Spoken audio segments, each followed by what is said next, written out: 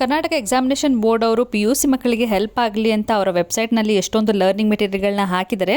ಅದನ್ನು ನೀವಿನ್ನೂ ಚೆಕ್ ಮಾಡಿಲ್ಲ ಅಂದರೆ KSEB ವೆಬ್ಸೈಟ್ನ ಕ್ಲಿಕ್ ಮಾಡಿ, ಅದು ಕ್ಲಿಕ್ ಮಾಡಿದ್ಮೇಲೆ ನಿಮಗೆ ಈ ರೀತಿ ಓಪನ್ ಆಗುತ್ತೆ. ಇಲ್ಲಿ 3 ಲೈನ್ಸ್ ಕಾಣ್ತಿದೆಯಲ್ಲ, ಅದರ ಮೇಲೆ ನೀವು ಕ್ಲಿಕ್ ಮಾಡಿದ್ರೆ ಅಲ್ಲಿ ಸ್ಟೂಡೆಂಟ್ ಕಾರ್ನರ್ ಅಂತ ಇದೆ, PUC ಸ್ಟೂಡೆಂಟ್ ಕಾರ್ನರ್. ಅದನ್ನು ಓಪನ್ ಮಾಡಿದ್ರೆ ನಿಮಗೆ ಸೆಕೆಂಡ್ PUCಗೆ ನಿಮಗೆ ಹೆಲ್ಪ್ ಆಗಲಿ ಅಂತ ತುಂಬಾ ಕಂಟೆಂಟ್ಗಳನ್ನ ಅಲ್ಲಿ ಹಾಕಿದ್ದಾರೆ.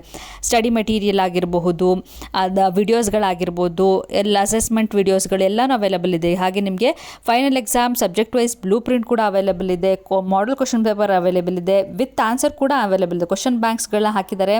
ಹಾಗೆ ಸ್ಕೀಮ್ ಆಫ್ ವ್ಯಾಲ್ಯೂಯೇಷನ್ ಅವೈಲೇಬಲ್ ಇದೆ, question papers with answer keys ಇದೆಲ್ಲನೂ ಹಾಕಿದ್ದಾರೆ. ಎಲ್ಲನೂ ನೀವು ಕ್ಲಿಕ್ ಮಾಡಿ ನಿಮಗೆ ಯಾವ್ದು ಬೇಕೋ ಅದನ್ನು ನೀವು ಮೆಟೀರಿಯಲ್ಗಳನ್ನ ನೀವು ಡೌನ್ಲೋಡ್ ಮಾಡಿಕೊಂಡು ಅದನ್ನು ಪ್ರಿಪೇರ್ ಆಗಿದ್ದಕ್ಕೆ ತಕ್ಕಾಗೆ. ಹಾಗೆಯೇ ಪ್ರಿಪ್ರೇಟ್ರಿ ಎಕ್ಸಾಮ್ದು ಟೈಮ್ ಟೇಬಲ್ನ ಕೂಡ ಹಾಕಿದ್ದಾರೆ.